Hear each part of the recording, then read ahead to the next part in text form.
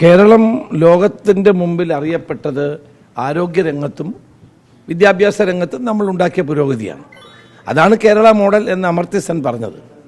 ഇന്ന് ആരോഗ്യരംഗത്തും വിദ്യാഭ്യാസ രംഗത്തും ഉണ്ടാകുന്ന തകർച്ച വളരെ ഗുരുതരമാണ്.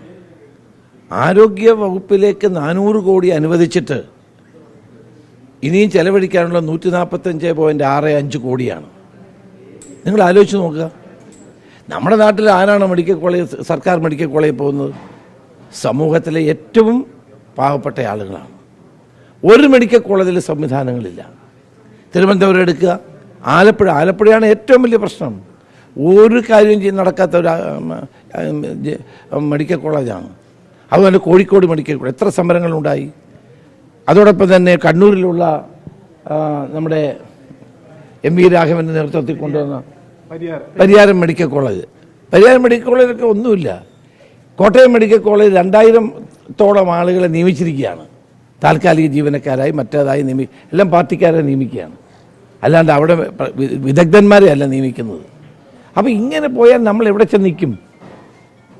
നമ്മൾ പാവപ്പെട്ട ആളുകൾക്ക് ചികിത്സാ സൗകര്യം കൊടുക്കേണ്ട മെഡിക്കൽ കോളേജുകളുടെ സ്ഥിതി ഇതാണെങ്കിൽ താഴെയുള്ള ആശുപത്രിയുടെ സ്ഥിതി എന്താണ്?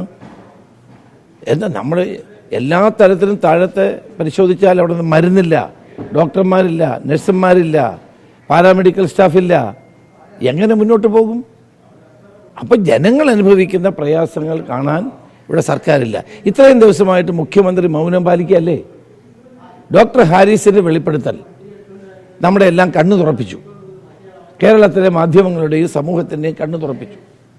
എന്തുകൊണ്ട് മുഖ്യമന്ത്രി ഒരു കാര്യം ഇതിനെപ്പറ്റി പറയുന്നില്ല? അപ്പം മുഖ്യമന്ത്രിക്ക് ഇതിലൊന്നും ഒരു താല്പര്യമില്ല. ഭരണം ആസ്വദിക്കുക അല്ലാതെ അദ്ദേഹത്തിന് ഈ സാധാരണ ജനങ്ങളുടെ, പാവപ്പെട്ടവരുടെ പ്രശ്നങ്ങൾക്ക് ഒരു പരിഹാരത്തിനും താല്പര്യമില്ല. PH സെൻ്ററുകളും CHC സെൻ്ററുകളിലുമൊക്കെ അത് ഇതിനേക്കാൾ ഗുരുതരമാണ്. ഒരു രോഗി ചെന്നാൽ അയാളോട് പറയുകയാണ് എല്ലാ മരുന്നും വാങ്ങിച്ചുകൊണ്ട് വരാൻ. PHCകളിലൊക്കെ എങ്ങനെ മുന്നോട്ട് പോകും? അപ്പോൾ അതുകൊണ്ട് കേരളത്തിൻ്റെ ആരോഗ്യരംഗത്തുണ്ടായിരിക്കുന്ന ഈ തകർച്ച അതീവ ഗൗരവതരമാണ്. ജനങ്ങൾക്ക് വലിയ ബുദ്ധിമുട്ടുണ്ടാക്കുന്നു. ഇത് പരിഹാരം കാണാൻ ഗവൺമെൻറ് മുന്നോട്ട് വരണം എന്നാണ് എൻ്റെ അഭിപ്രായം. ഈ ആരോഗ്യമന്ത്രി തന്നെ സമ്മതിക്കുന്നുണ്ട് സിസ്റ്റത്തിന് പരാജയം സംഭവിക്കുന്നു. ശരിക്കും ആരാണ് സിസ്റ്റം? സിസ്റ്റം എന്ന് പറയുന്നത് ഗവൺമെൻറ് അല്ലേ? ഇത് ആദ്യമായിട്ടാണോ? കേരളത്തിൽ എത്രയോ ഗവൺമെൻറ്റുകൾ ഉണ്ടായിട്ടുണ്ട്.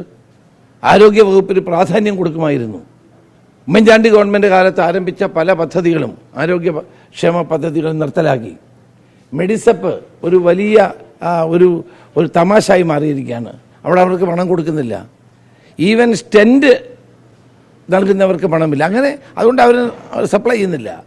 അങ്ങനെ എല്ലാ രംഗത്തും ഇതാണ് സ്ഥിതി. ആളുകളെ പോസ്റ്റ് ചെയ്യുന്നില്ല, ഉപകരണങ്ങൾ വാങ്ങുന്നില്ല. ജനങ്ങൾ എന്ത് ചെയ്യണം? ആരോഗ്യരംഗത്തുണ്ടായിരിക്കുന്ന ഈ തകർച്ച സിസ്റ്റത്തിൻ്റെ തകരാറാണെന്ന് പറഞ്ഞ മന്ത്രി ഒഴിഞ്ഞു മാറാൻ കഴിയില്ല. ഇത് ഗവൺമെൻറ്റിൻ്റെ പരിപൂർണമായ പരാജയമാണ് എന്നാണ് എനിക്ക് പറയാനുള്ളത്. ഇതിൽ നിന്ന് കരകയറാൻ വളരെ ബുദ്ധിമുട്ടാണ്, പ്രയാസമാണ്. അപ്പോൾ പാവപ്പെട്ട സാധാരണക്കാരായ ജനങ്ങൾക്ക് സേവനം നൽകാൻ ബാധ്യസ്ഥമായ മെഡിക്കൽ കോളേജുകളും PH സെൻ്ററുകളും CHCകളും ഒക്കെ ഇന്ന് കേരളത്തിൽ ഒരു വലിയ തോതിലുള്ള തകർച്ചയെ നേരിടുകയാണ്. കഴിഞ്ഞ ദിവസം മുഖ്യമന്ത്രി ഒരു പ്രഭാഷണത്തിനിടെ പറയുന്നുണ്ടായിരുന്നു, ഉദ്ദേശിച്ച എല്ലാ കാര്യങ്ങളും കേരളത്തിൽ ചെയ്യാൻ കഴിയുന്നില്ല, വലിയ സാമ്പത്തിക പ്രതിസന്ധിയാണ്. അതും ചേർത്ത് വായിക്കണം. അല്ല, അദ്ദേഹം ഏത് കാര്യമാണ് ചെയ്തത്? അതൊന്ന് പറയട്ടെ. കേരളത്തിൽ മുഖ്യമന്ത്രി എന്ത് ചെയ്തു? ഏത് കാര്യം? വാചകമടിയല്ലാതെ എന്താ നടക്കുന്നത് ഇവിടെ? പ്രചരണങ്ങളല്ലാതെ എന്താ നടക്കുന്നത്? 4ാം വാർഷികവുമായിട്ട് ബന്ധപ്പെട്ട് കോടികൾ ചെലവാക്കിയില്ലേ? കോടികൾ എല്ലായിടത്തും പ്രദർശനങ്ങൾ, എന്തെല്ലാം കാര്യങ്ങളാണ് 4ാം വാർഷികത്തോടനുബന്ധിച്ച് നടത്തി. അതിന് പണമുണ്ട്. പാവപ്പെട്ട രോഗികൾക്ക് മരുന്ന് വാങ്ങിക്കാൻ പണമില്ല. ഇവരുടെയൊക്കെ കൂറ്റൻ കട്ടൗട്ടുകൾ വെക്കുകയും പ്രചരണങ്ങൾ നടത്തുകയും ബുദ്ധിജീവികളൊക്കെ കൊണ്ടുവന്ന് സംസാരിപ്പിക്കുകയൊക്കെ ചെയ്ത് കോടിക്കണക്കിന് രൂപ ചെലവഴിക്കുകയാണ്. അതിന് പണമുണ്ട്. അപ്പോൾ ദൂരത്തിനും പണമുണ്ട്. പാവപ്പെട്ടവർക്ക് വൈദ്യസഹായം നൽകാൻ പണമില്ല. ഈ ആരോഗ്യമന്ത്രിയുടെ ആരോഗ്യമന്ത്രി ഇതെല്ലാം കൂടി ഞാൻ വ്യക്തിപരമായി ആരെയും ആക്ഷേപിക്കുന്നില്ല. പക്ഷേ ആരോഗ്യമന്ത്രി ഒരു സിസ്റ്റത്തിൻ്റെ ഫെയിലിയർ ആണെന്ന് പറഞ്ഞാൽ അത് അവരുടെ പരാജയം തന്നെയാണ്. സിസ്റ്റം ഫെയിലിയർ എന്ന് പറഞ്ഞാൽ ആരാണ് സിസ്റ്റത്തെ നന്നാക്കേണ്ടത്, ഊർജ്ജസ്വലമാക്കേണ്ടത്? മന്ത്രിയല്ലേ, ഗവൺമെൻറ് അല്ലേ? സിസ്റ്റം ഫെയിലിയർ ആയിപ്പോയാൽ പിന്നെ എന്ത് ചെയ്യാൻ പറ്റും?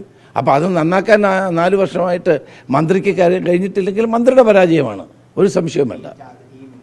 ഇപ്പോൾ വെളിപ്പെടുത്തിയിട്ടുള്ള ഡോക്ടർ ഹാരിസിന്റെ മുകളിലുള്ള ഉദ്യോഗസ്ഥരും ഒക്കെ പറയുന്നത് ഹാരിസിനെതിരെ തിരിയാണ്. ഈ സർക്കാരിനെ വൈറ്റ് വാഷ് ചെയ്യാൻ ചില ഉദ്യോഗസ്ഥർ അതാണ്. ഇനിയിപ്പോൾ ഹാരിസ് കൊള്ളക്കാരനാണെന്നും ഹാരിസ് ഇത് പറഞ്ഞതുകൊണ്ട് അയാളുടെ പേര് വല്ല വിജിലൻസ് കേസ് എടുക്കാമെന്നും അയാളെ എങ്ങനെയും പണിഷ് ചെയ്യാമെന്നാണ് ഇവർ ആലോചിക്കുന്നത്. ഇതൊക്കെ വളരെ തെറ്റായ കാര്യമാണ്. അല്ല, അതുകൊണ്ട് അദ്ദേഹം ഏത് രാഷ്ട്രീയമുള്ളതെന്ന് നമുക്ക് പ്രശ്നമല്ല. അദ്ദേഹം പറഞ്ഞ കാര്യങ്ങൾ എന്താണ്, ഉയർത്തിയ കാര്യങ്ങൾ എന്താണ്. ഒരു സർക്കാർ ഡോക്ടർ ആദ്യമായിട്ടാണ് ഇങ്ങനെ പരസ്യം ഗതികെട്ട് പറയുന്നതാണ്, മാർഗമില്ലാത്തതുകൊണ്ട് പറയുകയാണ്. തൊഴിലിനോടുള്ള ആഭിമുഖ്യം ഉള്ളത് കൊണ്ടാണ് അദ്ദേഹം ഇത് പറഞ്ഞത്, അല്ലേ? പറയില്ലല്ലോ.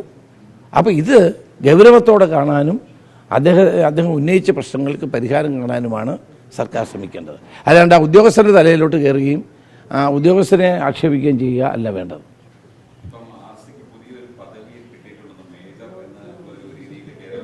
അതൊന്നും ഇവിടെ വലിയ വിഷയമല്ലല്ലോ. നമ്മൾ ജനങ്ങളുടെ ഞാൻ പറയാം, ജനങ്ങളുടെ പ്രശ്നങ്ങളും അല്ല ഇവിടെ ചർച്ച ചെയ്യപ്പെടേണ്ട കാര്യം ജനങ്ങളുടെ പ്രശ്നങ്ങളാണ്. അതിനാണ് പ്രാധാന്യം. മറ്റേതൊക്കെ നിങ്ങൾ ഉണ്ടാക്കുന്ന കാര്യങ്ങളാണ്.